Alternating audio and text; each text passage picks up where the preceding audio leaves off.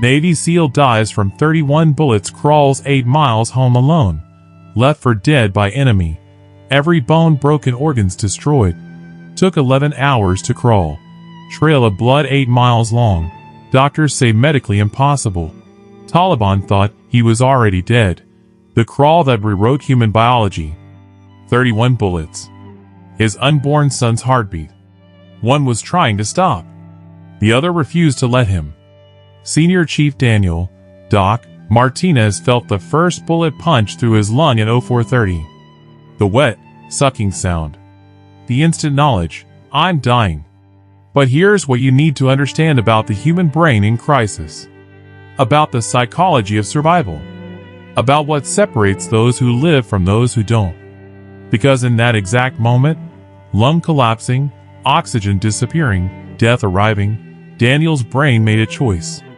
A psychological choice that would rewrite medical science. His subconscious mind didn't process bullet wound. It processed threat to unborn child.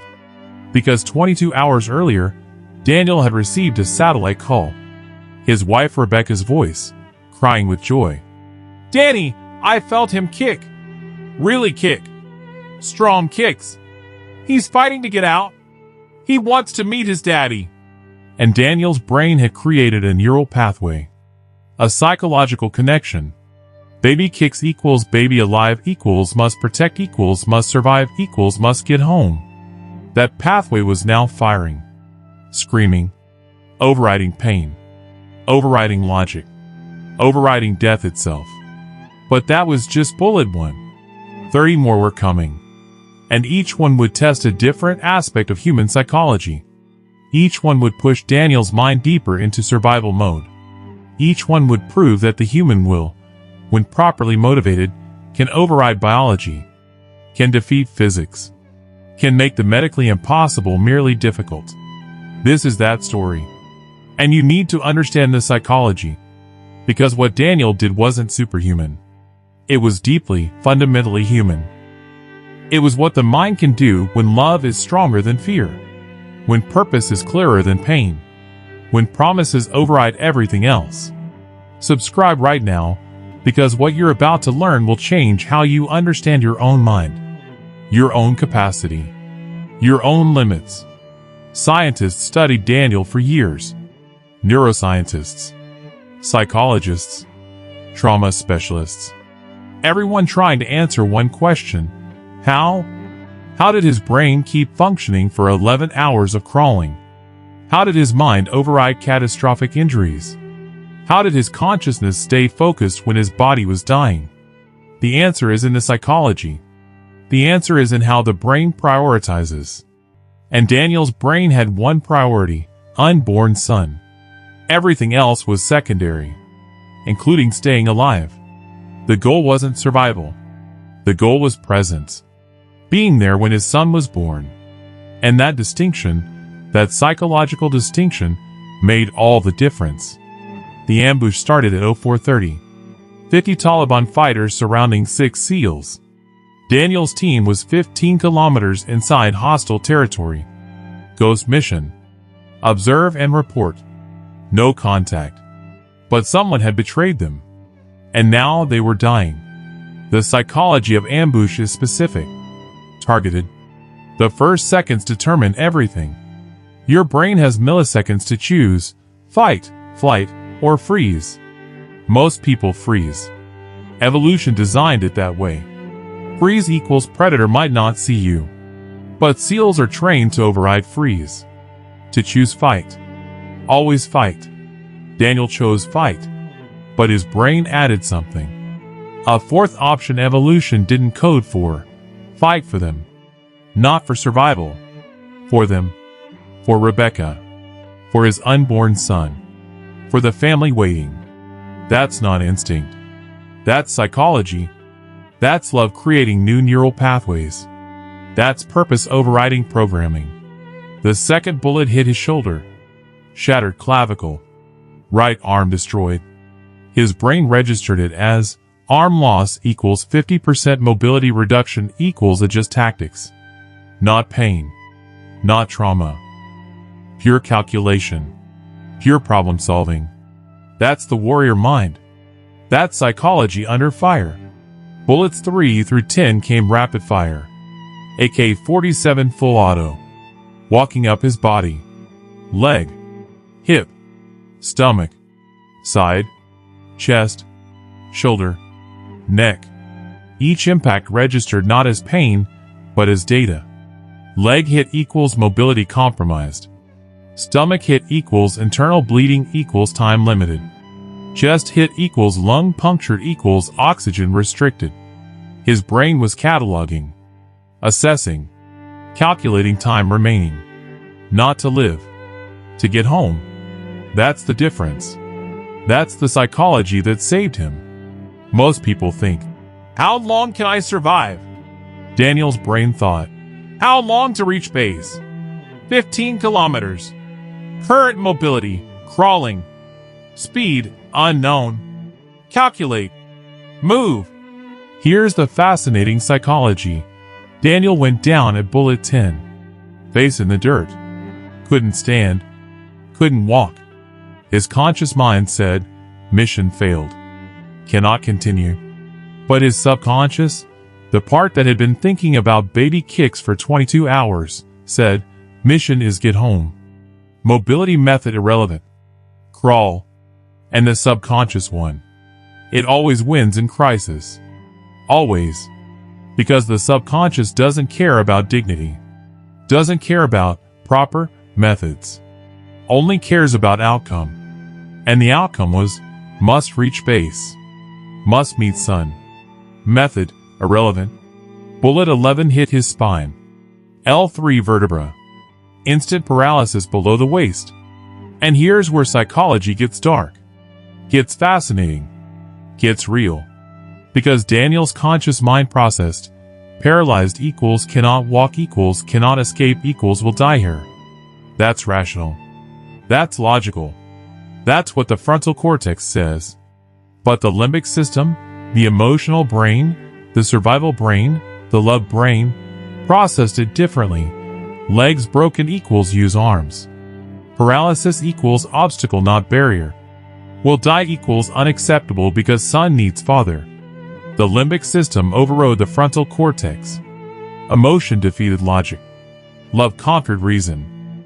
Bullets 12 through 20 were execution style. Taliban fighters moving through the kill zone. Finishing the wounded. Daniel heard them coming. Heard them laughing. Heard them speaking Pashto. Check the bodies. Make sure the Americans are dead. Cut off their heads. And Daniel's brain made the most important psychological decision of his life. A decision that would save him. A decision that required complete mind-body disconnect. Play dead. But not fake dead. Psychologically dead. Convince your own brain you're dead so your body reflects it. Stop autonomic responses. Stop flinching. Stop existing. Become a corpse. This is advanced psychology. This is what prisoners of war learn. What hostages master. What survivors know. You don't pretend to be dead. You become dead. Mentally. Completely. You separate consciousness from body. You observe from outside. You watch them kick your corpse, and you feel nothing because you're not in the body anymore. You're floating. Watching. Detached. That's dissociation. That's trauma response. That's what saved Daniel's life. A Taliban fighter kicked him. Hard. In the ribs. 20 broken ribs grinding together. Pain that should make anyone scream. React. Move. Daniel didn't. Because Daniel wasn't in his body. He was above it. Watching. His consciousness had separated. Had protected itself. Had gone somewhere else. Somewhere Rebecca was. Somewhere his son was. Somewhere safe while his body endured what needed enduring. The fighter kicked again. Harder. Daniel's body rocked. His consciousness didn't. The fighter spoke. This one's dead. Too much blood. Check the others. And they moved on. Daniel heard his team executed. Heard the gunshots. Heard his brothers dying. And his consciousness stayed separated. stayed detached, stayed safe. Because if he'd come back into his body, if he'd reconnected with the reality of his brothers being murdered, he would have reacted, would have moved, would have died. So his brain kept him separated, kept him floating, kept him psychologically dead while his brothers died around him. That's not cowardice. That's not weakness. That's the most advanced psychological survival mechanism humans have. That's what the mind does when survival requires disconnection. The Taliban left after 20 minutes. Posted photos online. "We killed American soldiers." Daniel's picture was there. Eyes closed, covered in blood, motionless. To the world, Daniel Martinez was dead. His command was notified. His family would be called. Rebecca would be told, 8 months pregnant, that her husband was gone, that her son would never meet his father, that the promise was broken. And here's the psychology. Daniel's conscious mind knew this. Knew Rebecca would be told. Knew she'd be destroyed. Knew his son would grow up fatherless. And that knowledge, that psychological horror, gave him strength, gave him purpose, gave him the reason to reconnect with his broken body and start crawling. He waited 30 minutes, making sure Taliban were gone. Then his consciousness came back, reconnected, re-entered his destroyed body. And the pain hit. All of it. All at once. 22 bullets still inside him. Collapsed lung. Destroyed organs. Shattered bones. Paralyzed legs. His brain was overwhelmed. Pain, pain, pain everywhere. And here's the psychology that saved him. His brain couldn't process all the pain. Too much. Too complex. Too catastrophic. So it did something remarkable. Something that neuroscience still studies. It compartmentalized. Imagine pain as a file system.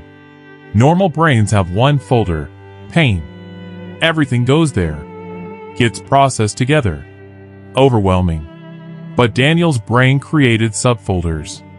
Lung pain equals folder A equals priority 3. Leg pain equals folder B equals priority 5. Arm pain equals folder C equals priority 4. And here's the key. His brain labeled getting home as priority 1. Everything else was lower. So when pain signals fired, his brain delayed processing them. Put them in queue. Pain signal received. Will process after completing priority 1. Get home. That's not superhuman. That's psychology. That's how the brain manages overwhelming input. It prioritizes. And Daniel's brain prioritized home above pain. He looked at the distance. 15 kilometers. 9.3 miles. His brain calculated. Paralyzed equals crawling speed equals 0.8 kilometers per hour estimated equals 18 hours estimated time. Rebecca was 8 months pregnant. Doctor's appointment in 16 hours. She'd find out about his death in maybe 8 hours. She'd be destroyed. His brain processed this. Must reach base before Rebecca finds out equals time critical equals begin immediately. And he started crawling. Not because his body could. His body couldn't. But because his mind demanded. And the mind controls the body. Always. The first mile took 3 hours. 3 hours of crawling. And here's what happened psychologically. His brain entered what scientists call flow state. You know this feeling. When time disappears. When you're so focused nothing else exists. Athletes feel it. Artists feel it. Daniel felt it. But his wasn't performance flow. His was survival flow. His entire consciousness narrowed to pull left arm. Drag body. Repeat. Everything else disappeared. Pain? Cued. Exhaustion? Cued. Fear? Cued. Only the movement mattered. Only the forward progress. Only the mission. Get home. That's not determination. That's not willpower. That's flow. That's psychology at its most efficient. The brain shutting down everything except the task. But flow state has a cost. It requires fuel. Mental fuel. Emotional fuel. Psychological fuel. And Daniel's fuel was running out. By mile 2, his brain was depleting. The flow was breaking. Reality was crashing back in. Pain, pain, pain. Can't go on. Impossible. And here's where the psychology gets beautiful. Gets profound. Gets human. Because at mile 2, exactly mile 2, Daniel's brain did something remarkable. It hallucinated Rebecca. Not randomly. This wasn't delirium. This was purpose. His brain needed fuel. Needed motivation. Needed something to override the pain flooding back. So it created what it needed. His occipital lobe, the visual processing center, generated an image. Rebecca. Pregnant. Beautiful. Walking beside him. And his brain believed it. Completely. Utterly. Because that's what the mind does when survival requires belief. It creates reality. It manifests purpose. It makes real what needs to be real. Keep going, Danny. Hallucination, Rebecca said. Her voice was his voice. His brain generating what he needed to hear. Just a little further. I'm waiting. Our son is waiting. And Daniel talked back. Out loud. Actually spoke to the hallucination. I'm coming, Beck. I promised. I'm coming. This isn't insanity. This is psychology. This is the brain creating external motivation when internal motivation depletes. Athletes do this. Mountaineers do this. Survivors do this. You create a voice, a presence, a companion, because the mind can't quit on others as easily as it quits on self. So you externalize. You make the mission about them, not you. And suddenly you can keep going. Miles 3 and 4 were powered by hallucination Rebecca. She walked beside him. Spoke encouragement. Sometimes disappeared when the pain got too overwhelming. When his brain needed all its processing power for pain management. Then reappeared when he needed motivation again. This is advanced psychology. This is the mind managing its own resources. Allocating processing power. Visual hallucination when needed for motivation. Shut down when needed for pain management. Back and forth. Back and forth. The brain optimizing for survival. By mile 5, Daniel's body was failing catastrophically. Heart arrhythmia from blood loss. Kidney failure from trauma. Liver bleeding internally. His body was dying. But here's the psychology. His brain didn't know that. Or rather, his conscious brain knew, but his subconscious didn't. And the subconscious was running the show. The subconscious only knew, must get home. Mission not complete. And it kept pushing the body. Kept forcing destroyed muscles to move. Kept demanding one more pull. One more drag. One more inch. That's not mind over matter. That's mind ignoring matter. That's psychology overriding biology. Mile 6, the hallucinations changed. Not Rebecca anymore. His son. Not born yet. But his brain created him anyway. A toddler.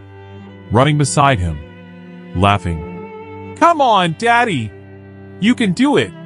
His brain was showing him future. Showing him why. Showing him what he'd miss if he quit. That's not random. That's psychology. That's the brain using temporal projection, imagining future, to motivate present action. You do this too. When you exercise, you imagine future fitness. When you study, you imagine future success. Daniel's brain was doing the same. Imagining future son. Making it real. Making it motivating. Making it worth one more pull. At mile 7, Daniel stopped. Couldn't go on. His body had reached its absolute limit. Exceeded every possible threshold. His brain had nothing left. No more tricks. No more psychology. No more flow state. No more hallucinations. Just pain and death and surrender. He lay in the dirt, bleeding, dying, done. His conscious mind said, "You tried.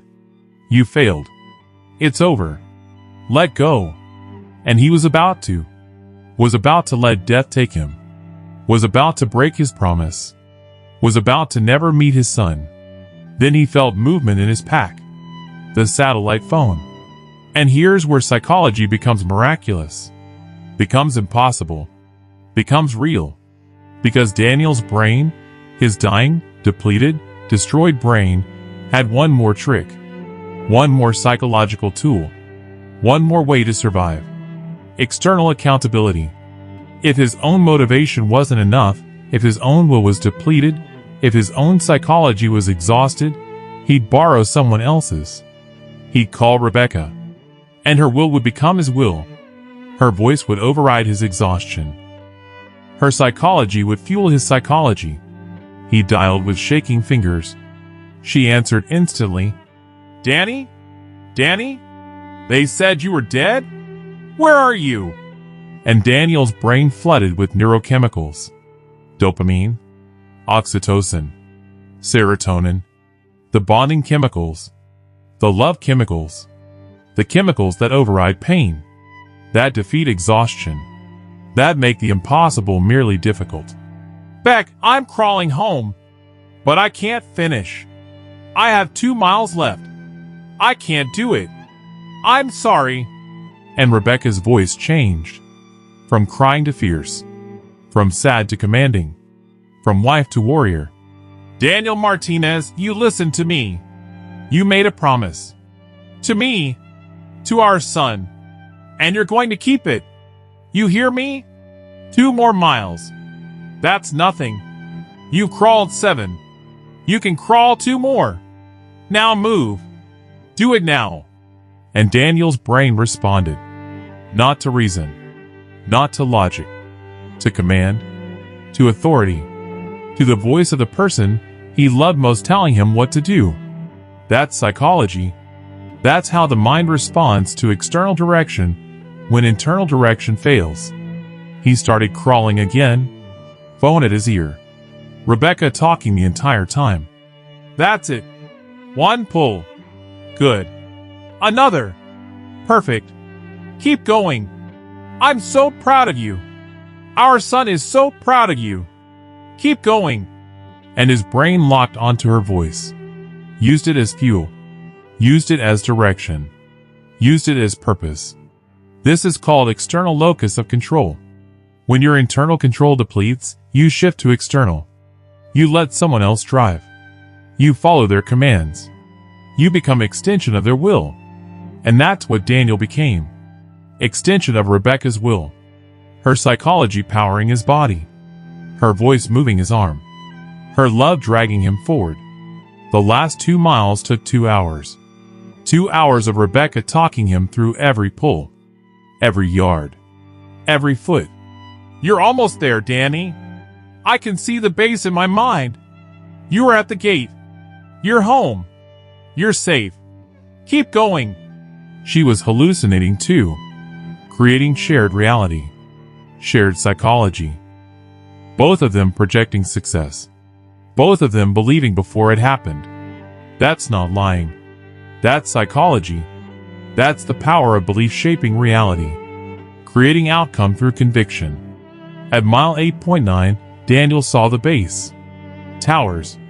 Walls. Safety. Home. And his brain released one final flood of chemicals. Adrenaline. Cortisol. Norepinephrine. The emergency chemicals. The sprint to finish line chemicals.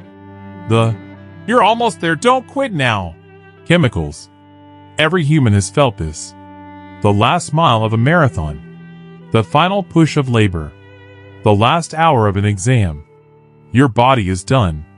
But your brain says, just a little more. And releases chemicals that shouldn't be there.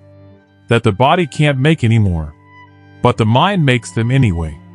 Because belief creates biology. Psychology creates chemistry. Will manifests matter. He pulled himself to the gate. Collapsed. phone still at his ear. "I'm here, Beck. I made it. I'm home." And his consciousness shut down. Immediately. Completely. Because it had achieved its purpose. Had completed its mission. Had fulfilled its promise. The brain didn't need to stay conscious anymore. Didn't need to manage pain. Didn't need to motivate. Mission complete. Sleep now. And he did. Deep. Total. The sleep of a mind that had exceeded every limit. Every threshold. Every boundary. The sleep of consciousness that had done the impossible. The guards found him. Screamed. Ran. "Medic! Corpseman! Oh my God!" They saw the wounds. Started counting. Stopped at 31. "How is he alive? This isn't possible." Then saw the blood trail. 8 miles. Leading back into mountains. 8 miles of will. 8 miles of psychology. 8 miles of love defeating death. "Oh my God!" He crawled. He crawled 8 miles. The human body can't do that. The human mind can't do that. But they were wrong. The human body can't. But the human mind can. And the mind controls the body. Always. When properly motivated. When psychology is aligned. When love is strong enough. They medevaced him to Bagram.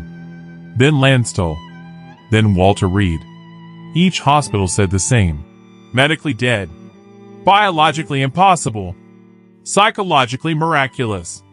They studied him. Brain scans. Psychological profiles. Neural mapping.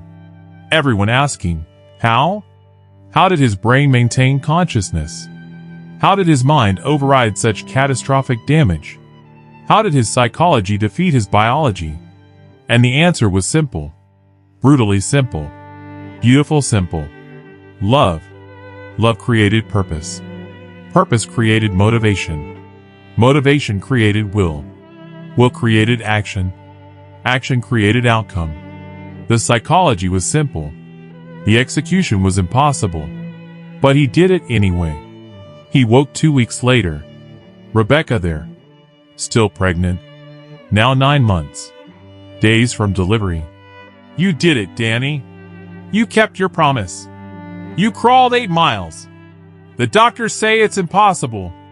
The scientists say it can't be explained. But I know how.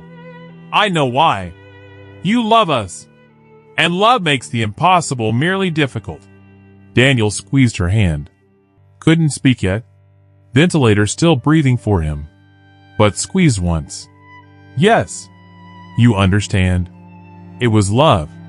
It was always love. Love is the psychology that beats biology. The emotion that defeats physics.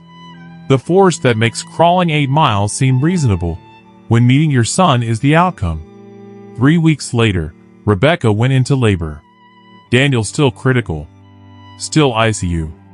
Still technically dying despite surviving. He insisted on being there. Made them wheel his entire setup to delivery room. Monitors. Ventilator. IVs. Everything. "I crawled 8 miles. You're telling me I can't go 20 feet? The hospital relented. Psychology. If his mind believed he needed to be there, his body would respond. Belief creates biology. Always. Rebecca gave birth at 03:17. Exactly the same time the ambush had started 7 weeks earlier. Same minute. As if the universe was saying, death at this time. Life at this time. Balance. The baby boy? 7 pounds 6 ounces. Perfect. The nurses cleaned him. Wrapped him. Brought him to Daniel. Laid him on his chest. Daniel felt him. Felt his son's weight. Felt him breathing. Felt his heartbeat. And Daniel cried. Not from pain. From completion. From psychology fulfilled. The promise kept. The mission complete. The crawl justified. "What's his name?" Rebecca asked.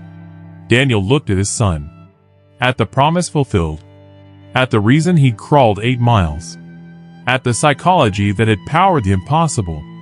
"Miles, he whispered. We named him Miles.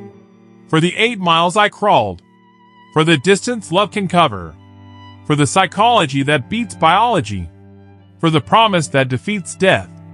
Miles Daniel Martinez. My son. My reason. My purpose.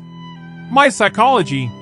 20 years later, Daniel spoke at MIT Neuroscience Department, explaining the psychology, explaining how the mind can do what the body can't.